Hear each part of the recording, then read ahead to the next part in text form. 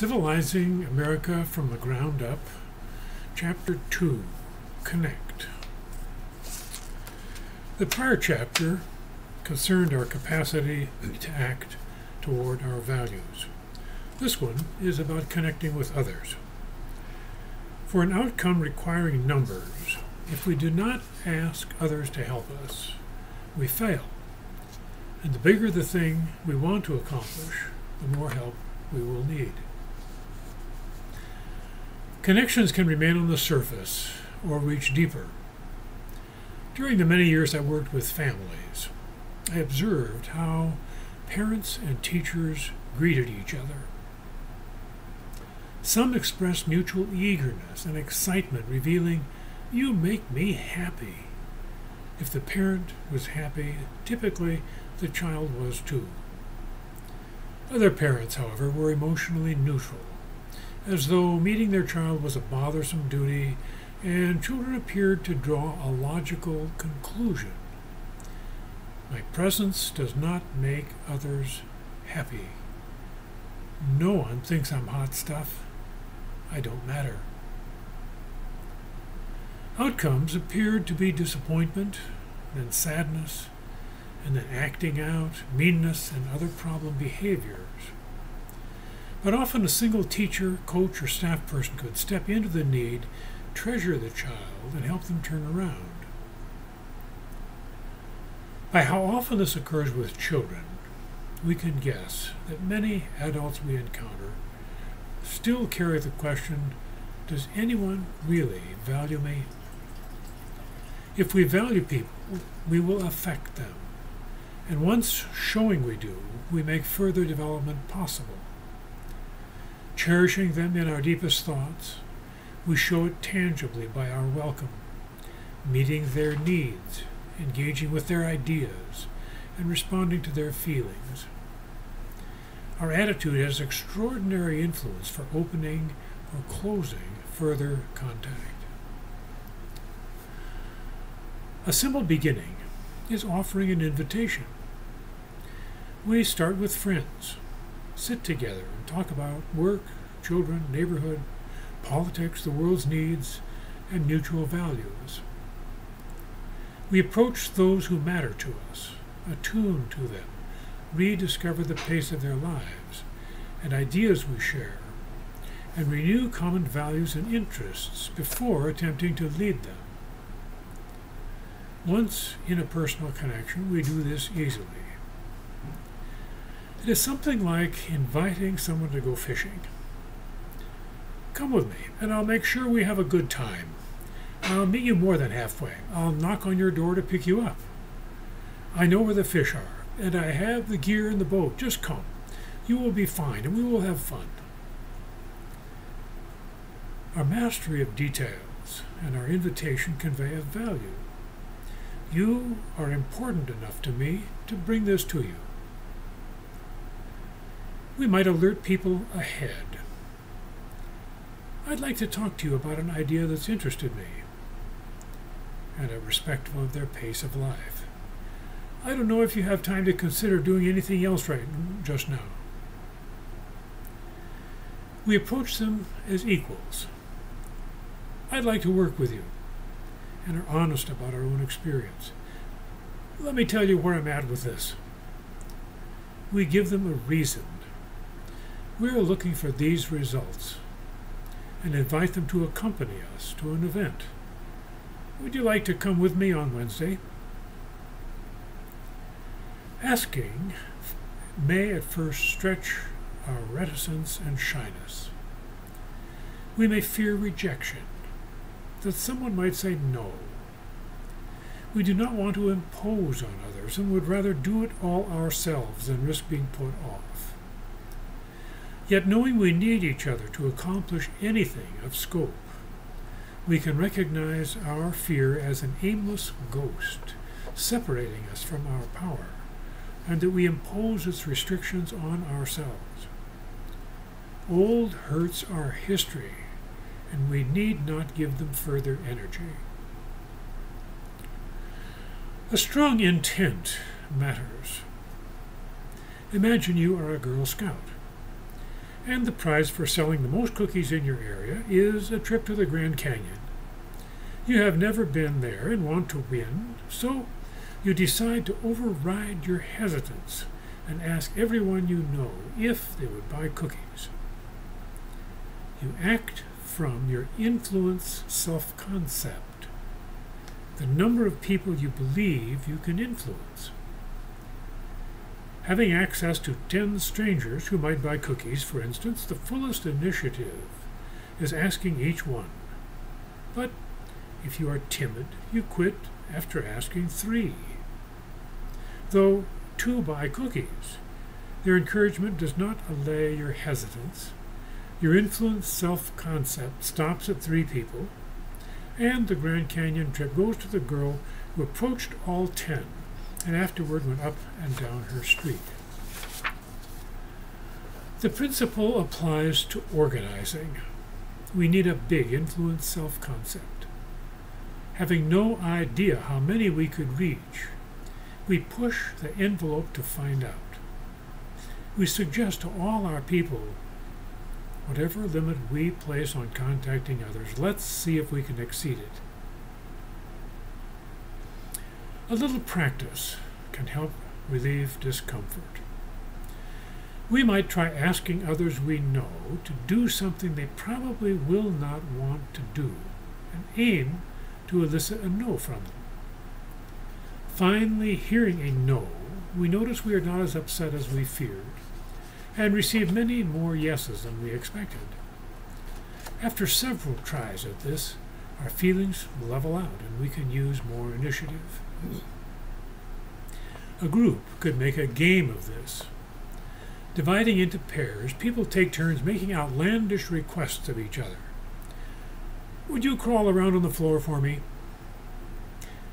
Would you loan me $1,000? Would you take care of my kids this weekend? Would you please give me your shoes? Everyone practices receiving a firm no from their partner until they have overcome personal hesitance and are comfortable being refused. Reaching out calmly and confidently to others, we make change possible that was not when we were timid. We challenge our influence self-concept by pushing its edge and begin our request with would you instead of could you. The latter implies 2 issues. Perhaps they could, but might choose not to. A study about first impressions is reassuring. The strongest factor for a good one is our confidence that others will like us, rather than any visible qualities. We signal with our entire demeanor, voice, eyes, stance, and tone, and others tend to respond as we expect. Confidence, researchers determined, is an emotion that can be practiced and developed. While I was in line at an office supply store, ahead of me at the counter were a woman and her diminutive mother. As the daughter conducted her business, the mother wandered a bit and then stood before me. "How tall?" she said, smiling broadly. 6'5", I said, smiling back.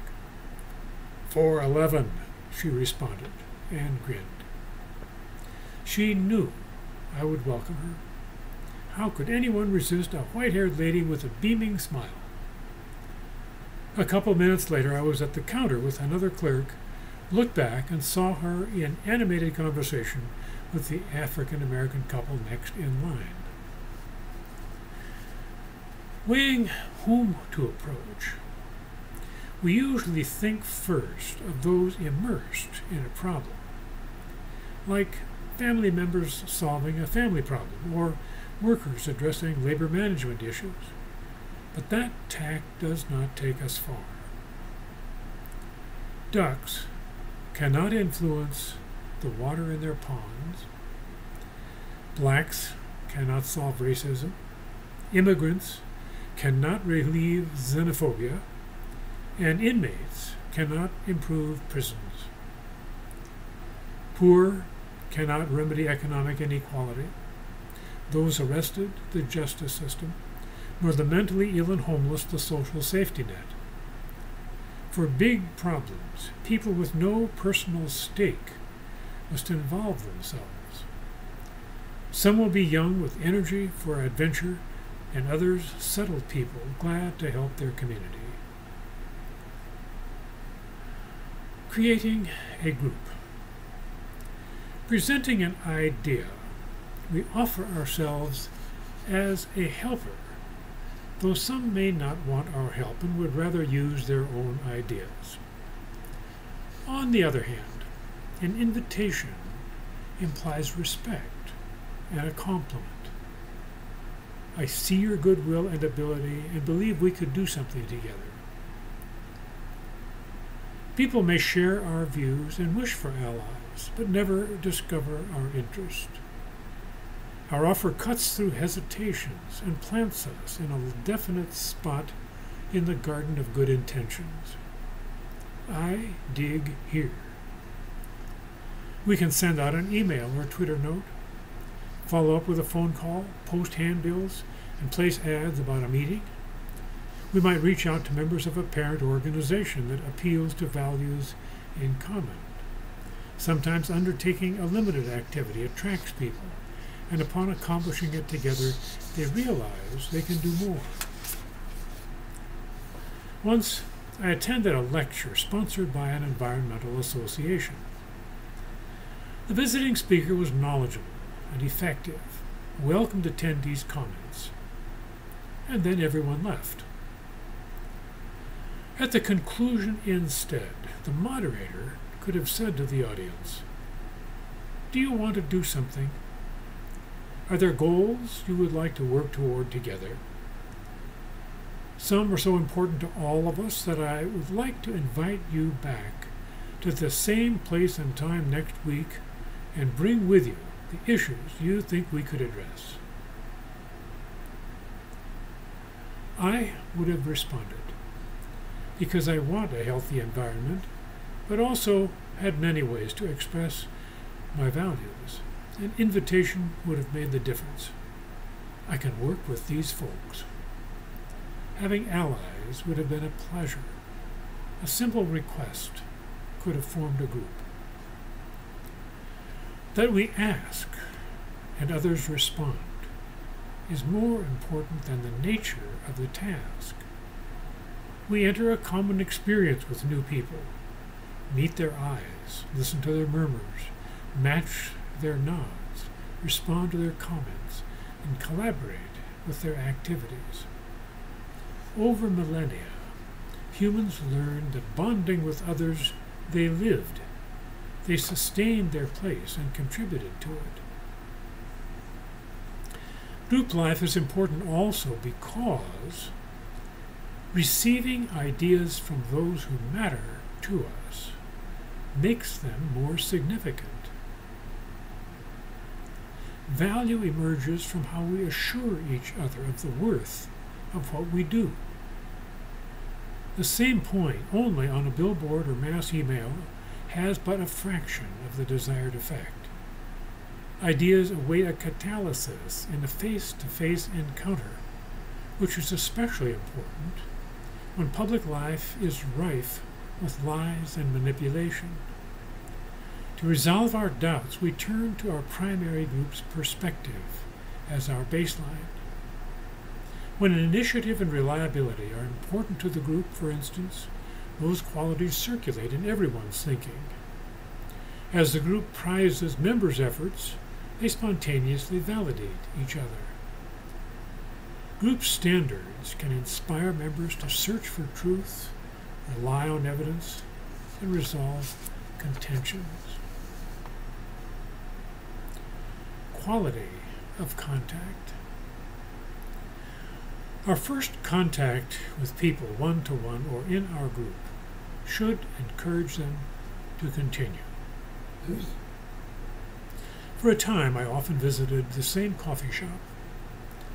With my coffee, I would order a bagel that would be toasted and brought to my table in a few minutes.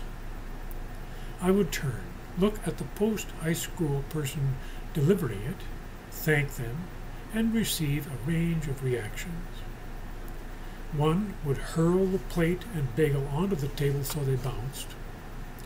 Another would mumble, "Here," and look past me. And another would respond neutrally with, "No problem," and turn away. One day, the young woman delivering the bagel looked at me squarely, and in response to my thanks, said, "You're welcome," as though she meant it. The bagel was perfect, lightly toasted with an additional pat of butter and a plastic knife and napkin I usually retrieved for myself. Her courtesy remained with me long after and reminded me that you have only one chance to make a good first impression. We choose how we treat people when we meet them, and we want their imprint of us to be so positive they will want to sustain it. Even small connections can make an extraordinary difference in a society like ours where people can become isolated. Many years ago, a news story reported a policeman stopping a motorist for a minor infraction. The officer, noticing a large supply of weapons and ammunition in the back seat of the car, was prompted to bring the man to the police station. Under questioning, the man revealed that he had planned to go out that day and kill as many people as he could, but stopped first at a diner for a cup of coffee.